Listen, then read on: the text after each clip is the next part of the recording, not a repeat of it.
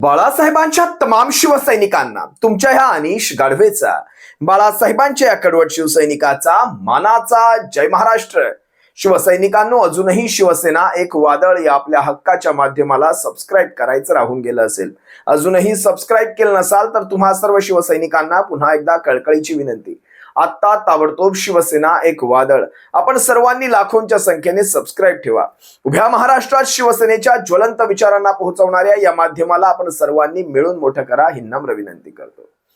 आजच्या व्हिडिओच्या सुरुवातीलाच मराठीतलं ते अतिशय प्रसिद्ध असलेलं गाणं, त्याची दोन कडवी तुम्हा सर्वांसमोर बोलून दाखवतो। कोण होतास तू, काय झालास तू, अरे वेड्या कसा वाया गेलास तू, अरे वेड्या कसा वाया गेलास तू, कोण होतास तू, काय झालास तू। आता हे वाक्य गेल्या 2-3 दिवसांपासूनच्या जर आपण बातम्या पाहिल्या असाल तर हे वाक्य चपखल शोभतं कोकणातल्या मनसेच्या वैभव खेडेकर यांच्यावर। आता मनसेचे म्हणता येणार नाहीत म्हणा, मनसेतून त्यांची हकालपट्टी झालेली आहे। जवळपास मला वाटतं 2-3 आठवडे झाले असतील त्यांची हकालपट्टी होऊन मनसेतनं। हकालपट्टी का झाली याचा विचार करा। मला नवल वाटतं ज्या मनसेच्या जीवावर कोकणातला एक खासदार निवडून येतो, ज्या मनसेच्या जीवावर, कारण याचं लक्षात घ्या, तुम्हाला ती गणित समजून घ्यायला हवीत। रत्नागिरी सिंधुदुर्ग हा सबंध पट्टा, म्हणजे इकडनं रायगड लोकसभा आणि खाली रत्नागिरी सिंधुदुर्ग लोकसभा, आपल्या शिवसेनेच्या विनायक राऊतांचा पराभव हा 40,000च्या मताधिक्याने, 40,000चं मतदान कमी झालं आणि आपला पराभव झाला। आता आकडेवारीप्रमाणे असंच म्हणावं लागेल ना, पैसा, संस्था या सगळ्यांनी कसा तिथे नंगा नाच केला होता हे काही मी वेगळं इथे पुन्हा पुन्हा सांगणार नाही, पण तरी ते 40,000चं मताधिक्य मी तुम्हाला सांगतो। एक डमी विनायक राऊत उभा केला होता, त्याला जवळपास 14-15 हजारांच्या पेक्षाही जास्तीचं मतदान झालं। डमी विनायक राऊत नावाचा, हुबेहूब नावाचा माणूस उभा केला, लोकांनी कन्फ्युजन मध्ये त्या माणसाला, त्याला त्याच्या गावात कोणी ओळखत नाही, त्याला 15-20 हजारांचं मतदान झालं। म्हणजे 40,000तनं 20,000 जर बाजूला काढले तर 20-1 हजारांचं मतदान मनसेचं नसणार। मनसेने ह्यांच्यासाठी सभा घेतल्या होत्या, नारायण राणेंसाठी सभा घेतल्या होत्या। मनसेचं 20,000चं मतदान नसणार रत्नागिरी सिंधुदुर्गामध्ये।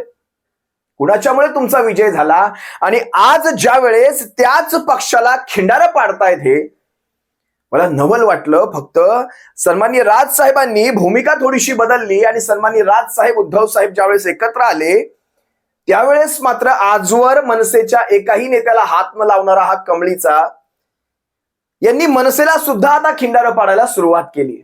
मला हे वाटलंच होतं, आज ना उद्या ही गोष्ट दिसणार याची मला संपूर्णपणे खात्री होती। मनसेच्या कोकणातल्या ह्या वैभव खेडकरांचा आता नगराध्यक्ष खेड नगरपालिकेचे वगैरे तो भाग सोडून द्या, आता ते सगळे टर्म झाल्या, ते कोण आता काय कुठल्या पदावर सोडून द्या। पण विषय का होता हकालपट्टीचा, कारण नितेश राणेंबरोबरचीच वाढलेली जवळकी, विचार करा। आणि आज ज्या वेळेस आज तुम्हाला एक, मला वाटतं या व्हिडिओच्या अगोदर मी तुम्हाला, म्हणजे वैभव खेडकरांच्या एका व्हिडिओच्या अगोदर मी तुम्हाला एक TV9चा व्हिडिओ दाखवतो, ज्या व्हिडिओमध्ये बॅनरबाजी झालेली आहे भारतीय जनता पक्षाच्या मुंबईच्या कार्यालयाबाहेर। आणि ही बॅनरबाजी केली आहे कोणी माहितीये? स्वतः वैभव खेडेकरांनीच। स्वतःचा पक्ष प्रवेश करून घ्यायचे बॅनर स्वतःच लावावे लागतात, ही आहे दयनीय अवस्था। म्हणून मगाशी गाणं गायलं, कोण होतास तू, काय झालास तू, स्वतःचे बॅनर स्वतःच लावायचे। तर हे बॅनर पहा ना एकदा। या ठिकाणी मनसेचे नेते वैभव खेडकर यांचा भाजपमध्ये प्रवेश असल्याने या ठिकाणी बॅनरबाजी करण्यात आलेली आहे। आपण पाहू शकता मोठ्या प्रमाणात बॅनरबाजी जी आहे ती पक्ष कार्यालयाबाहेर करण्यात आलेली आहे। या बॅनरवरती चलो मुंबई, वैभव सदानंद खेडकर यांचा भारतीय जनता पक्षात जाहीर प्रवेश ठिकाण दिलेलं आहे। भारतीय जनता पार्टी नरीमन पॉईंट या ठिकाणी दुपारी 3 वाजता हा पक्ष प्रवेश आहे। विशेषतः पाहायला गेलं तर मनसेचे महाराष्ट्र नवनिर्माण सेनेचे राज्य सरचिटणीस आणि कोकण संघटनेचा मोठा चेहरा वैभव खेडकर हे मानले जात होते। मात्र गेल्या काही दिवसापूर्वी पक्षविरोधात कारवाईमुळे मनसेतून त्यांची हकालपट्टी करण्यात आली होती व त्यानंतर ते भाजपमध्ये किंवा शिवसेना शिंदे गटामध्ये जाणार असल्याची मोठी चर्चा ही सुरू होती। मात्र आता अधिकृतरित्या ते भाजपमध्ये प्रवेश करणार आहेत। बॅनरवर आपण पाहिलात एका बाजूला नारायण राणेंचा फोटो आहे, त्याच्या बाजूला नितेश राणेंचा फोटो आहे. नवल वाटलं. ज्या मनसेच्या जीवावर हे खासदार म्हणून तिथे लोकसभेत गेले, त्याच मनसेच्या नेत्यांना आता फोडायला सुरुवात. आणि विचार करा, त्याच मनसेला ह्यांनी काय हिणवलं? अगदी 3-4 महिन्यातच यांनी हिणवायला सुरुवात केली. जसं ह्यांना कळालं आता राजसाहेब ठाकरे हे उद्धव साहेबांसोबत ठाकरे बंधू एकत्र येतात, तसे ह्यांनी हिणवायला सुरुवात केली. 0+20 म्हणजे आपले 20 आणि ह्यांचे 0 मनसेचे, असे 0+20 बरोबर 0, हे असं हिणवायला सुरुवात केली.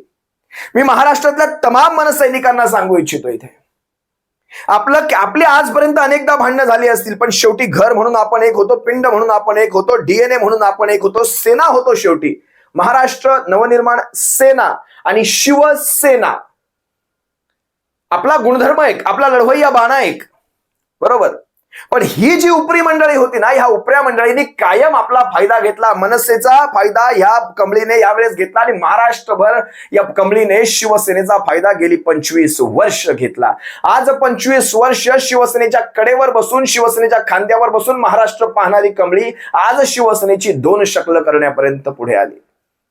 ठीक आहे, आपलीच नाणी, काय म्हणायचं आता, ती आपलीच सोडून द्या. मला त्या विषयात खरंच जायचं नाही, आज माझा विषय वेगळा आहे.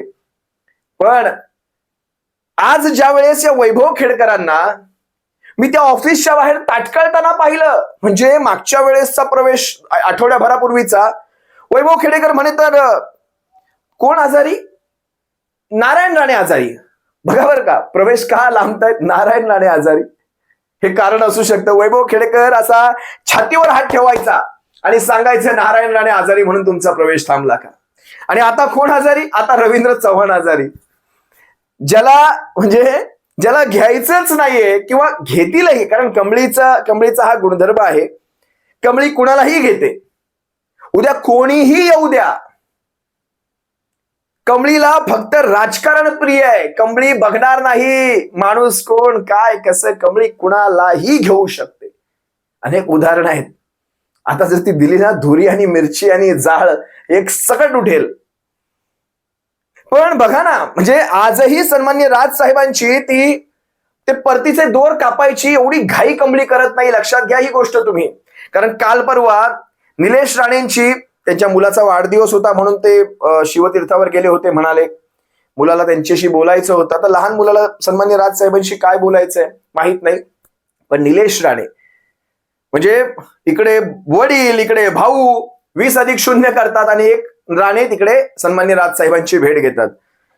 म्हणजे कुठेतरी मनाला कुठेतरी जाण असेल ना, की आपल्यावर एवढे उपकार झालेले ज्या माणसाचे, त्याचा माणूस आपण असा गाजावाजा करत कोकणातनं त्या काय 300-400 गाड्या, आजकाल ती फॅड झालेलं आहे. आणि ते फॅड, मी सगळ्यात पहिलं मला राग एका गोष्टीचा आहे, मी अजूनही सांगतो आणि खुल्यामध्ये सांगतो, काही वेळा मी घरचे आहेर सुद्धा देतो. हे गाड्या आणून ते ताफे लावायचं ना, ही पद्धत पहिली बंद झाली पाहिजे. त्या गाडीमध्ये एक माणूस बसलेला नसतो, फक्त तो ड्रायव्हर गाडी चालवत असतो, पुढे झेंडा लागलेला असतो. गाडीच्या आत कोण बसले कुणाला माहिती. 400 गाड्या सोप्या आहेत, पण 400 माणसं घेऊन येतात का?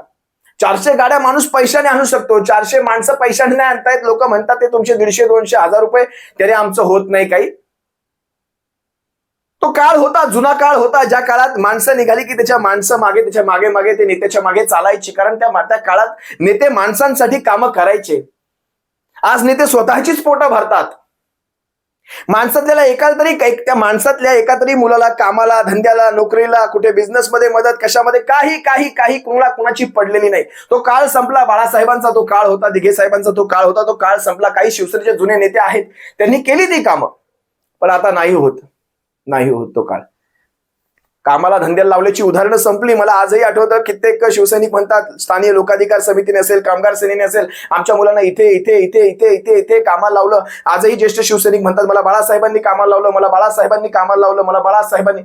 हे ऐकताना गर्व वाटतो अजूनही त्या काळाचा. काय शिवसैनिक असे जोडले गेले, कारण कामाधंद्याला हाताला ज्यावेळेस तुम्ही काम दिलं, तोंडात त्यांच्या घास भरवले, त्यावेळेस ते शिवसैनिक जोडले गेले. त्यांना कोणाला गाड्या टाकून दिल्या, कोणाला टपऱ्या टाकून दिल्या, धंदे टाकून दिले, हे नाही ते नाही प्रशिक्षण दिली आणि शिवसैनिक जोडला गेला. आज शिवसैनिक असा तयार होत असतो. आज त्याच शिवसैनिकांच्या पिढ्या शिवसेनेत आहेत, म्हणून आज शिवसेना खंबीरपणे उभी आहे. आजचाही शिवसैनिक हा बाळासाहेबांचा शिवसैनिक आहे. आजचाही शिवसैनिक.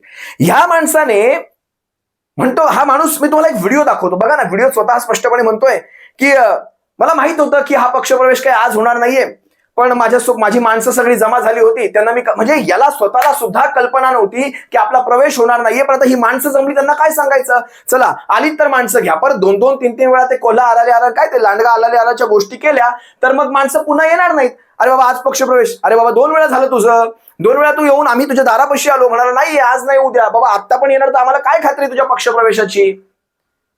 बघा ना हा व्हिडिओ पहा एकदा. पक्षप्रवेश रद्द झाल्याची किंवा वेटिंगवर गेल्याची शक्यता असू शकते.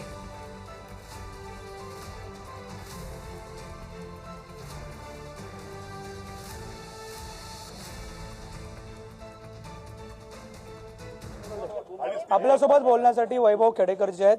खेडेकरजी, आपण जर पाहायला गेलं तर आज तुमचा पक्षप्रवेश होता भाजपमध्ये, मात्र तो कुठेतरी लांबणीवरती किंवा वेटिंगवरती असलेला आपल्याला पाहायला मिळतंय. काय नेमकं चाललंय? बघा सर, थोडी सुधारणा करतो. पक्षप्रवेश हा लांबणीवरती पडलेला नाही. काही अशा घटना असतात की त्या राजकारणामध्ये होत असतात. मागचा पक्षप्रवेश आदरणीय खासदार जी नारायणरावजी राणेसाहेब यांची तब्येत बिघडल्यामुळे आणि मराठा आणि ओबीसी आरक्षणामुळे त्या ठिकाणी पुढे गेला होता. आज देखील काहीशी त्या पद्धतीचीच काही वेगळी परिस्थिती निर्माण झाली आहे, काही नियोजित दौरे पुढे गेल्यामुळे. परंतु कालच मला या ठिकाणी माहिती पडलं होतं की आजचा पक्षप्रवेश उद्या घेतलेला आहे, पुढे घेतलेला आहे. परंतु ही सगळी माझ्या कोकणात आलेली माणसं माझ्याकडे गाड्या करून आली होती, कारण आज सकाळी निघायचं होतं. त्यामुळे यांना सर्वांना नाकारू शकत नव्हतो. आणि कोकणामध्ये वैभव खेडेकरचं काहीच नाही किंवा वैभव खेडेकर म्हणजे कोकण नव्हे असं जे म्हणत होते, त्याने आज येऊन बघावं की त्या किती मोठ्या संख्येनं माझ्यावरती गाड्या आलेल्या आहेत आणि किती मोठ्या संख्येनं पदाधिकारी कार्यकर्ते आहेत, हा दाखवण्याचा माझा प्रयत्न या ठिकाणी होता. आज मी या ठिकाणी आलेलो आहे. 350 पदाधिकाऱ्यांची यादी दिलेली आहे. मला माहिती आहे भाजप भारतीय जनता पार्टी ही माझा पक्षप्रवेश आज नाही तर उद्या करून घेईल. यापूर्वीच मी भारतीय जनता पक्षाचं काम सुरू केलेलं आहे आणि भविष्यात देखील यश मिळेपर्यंत मी हे काम सुरू ठेवीन. नक्कीच. मात्र तुम्ही म्हणता की आज किंवा उद्या हा पक्षप्रवेश होता, म्हणजे आजचा पक्षप्रवेश होता तो निश्चित नव्हता, तरी सुद्धा तुम्ही मोठ्या संख्येने आला. बघा आता मी आदरणीय आमचे प्रदेशाध्यक्ष रवींद्र चव्हाण साहेब यांनी मला डोंबोलीला बोललेलं आहे प्रमुख कार्यकर्त्यांना. त्या प्रमुख कार्यकर्त्यांना घेऊन मी त्या ठिकाणी जातो आहे. निश्चित काहीतरी चांगलं त्या ठिकाणी मला आपल्या सर्वांना ऐकायला मिळेल. निश्चित आनंददायी घटना त्या ठिकाणी घडते असं मला वाटतं आहे. आणि मी यापूर्वीच भाजपवासी झालेलो आहे, त्यामुळे मला आता काही फक्त औपचारिक. व्हिडिओत किती निर्लज्जपणे म्हटल्यासारखं मला पाहायला मिळालं की मला माहिती होतं, तुम्हाला दुरुस्त करतो की आजचा माझा पक्षप्रवेश होणारच नव्हता, पण ही माणसं आली होती, यांना परत पाठवू शकत नाही म्हणून मी मुंबईला आलो, इथे येऊन थांबेल जेव्हा बोलवतील. म्हणजे पक्षप्रवेश काय जबरदस्ती चाललेला आहे की काय? म्हणजे यांनी जबरदस्ती करावी आणि समोरच्याला घ्यायला सांगावं. आपणच आपले बॅनर लावायचे, आपणच आपलं वाजत गाजत यायचं, आपणच आपले झेंडे. तुम्हाला कोणी आमंत्रण रेड कार्पेट टाकलंय तिथे? या आता बसले असतील इकडे तिकडे एखाद्या हॉटेलमध्ये बुकिंग शोधत, राहायला मिळतंय का कधी? आता हे रवींद्र चव्हाण तब्येत चांगली व्हायची, नारायण राणेंची तब्येत चांगली व्हायची आणि खेडेकरांचा प्रवेश आज ना उद्या हा प्रवेश होऊन जाईल. कमळीला अशीच माणसं पाहिजे असतात. कमळी स्वतःची अपत्य कधी जन्माला घालत नाही, इकडची तिकडची अपत्य चोरायची ना आपली अपत्य म्हणून दाखवायचे. हे कमळीचा हा चांगला गुणधर्म आहे. वैभव खेडकरांचं कार्य अफाट आहे. मी म्हणणार नाही त्यांच्या कार्याविषयी, त्यांच्या स्वामीनिष्ठतेविषयी मी काही म्हणणार नाही, जे काही असेल ते. पण आजचा हा काळ तो स्वामीनिष्ठतेचा राहिलेला नाही राहिला. कारण आज जी शिवसेनेची फूट पाहिल्यानंतर तर कशावरच विश्वास बसत नाही. आज हे असं उद्या कसं असेल आपल्याला माहित नाही, पण शेवटी बघा ना किंमत काय झाली, स्वतःची किंमत काय राहिली. आज मनसेमध्ये हा वाघासारखा असलेला हा माणूस कोकणामधून अख्ख्या कोकणामध्ये याचं नाव असायचं. कारण उभ्या कोकणामध्ये मनसेचा एकमेव नेता आता इथे डबक्यात. म्हणजे बघा ना आता ह्या डबक्यामध्ये किती बेडकं आहे त्यांच्या आजूबाजूला, सगळी बेडकं. मला तर ते कोण अजून मी ते पाहिले, माजी आमदार, खेडचे माजी आमदार सूर्यकांत दळवी. कुणी कोणाची वकिली करावी? सूर्यकांत दळवी यांची वकिली करताना मी कालचे काही व्हिडिओ पाहिले. मी त्यांचा कुठला व्हिडिओ तुम्हाला दाखवणार नाही. असो, जास्त काही सांगत नाही या सर्वाबद्दल. आपण सर्वश्रुत सुज्ञ आहात. पण ही किंमत आहे, ही किंमत. ही कमळी अशी तुमची किंमत करते, ही कमळी. आणि ही किंमत करते तुमच्या उपकारांची. म्हणजे सन्माननीय राजसाहेबांच्या जीवावर एक नव्हे तर जवळपास मला वाटतं महाराष्ट्रात 4 ते 5 खासदार केल्या. मुंबई उत्तर पश्चिम असेल, ठाणे असेल, कल्याण असेल, ही रत्नागिरी सिंधुदुर्ग असेल, बुलढाणा असेल, हातकणंगले असेल, अनेक जागा आहेत.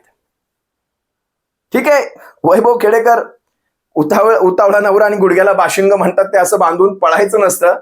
ते कार्यकर्ते अजूनही विचार करता याला घेणार आहेत की आम्हाला असं तोंड काळं करत गावाला जावं लागेल, त्या खेडमध्ये जावं लागेल, खेड दापोलीमध्ये पुन्हा जावं लागेल. माहित नाही, पक्षप्रवेश होईल, कारण मला कमळीचे गुण माहिती आहेत. पण आज तरी आजता काहीतरी यांचा पक्षप्रवेश झालेला नाही. तुर्तास तुम्हा सर्वांची रजा घेतो. सप्रेम जय महाराष्ट्र. बाळासाहेबांच्या शिवसैनिकांना काळजी घ्या. जय महाराष्ट्र.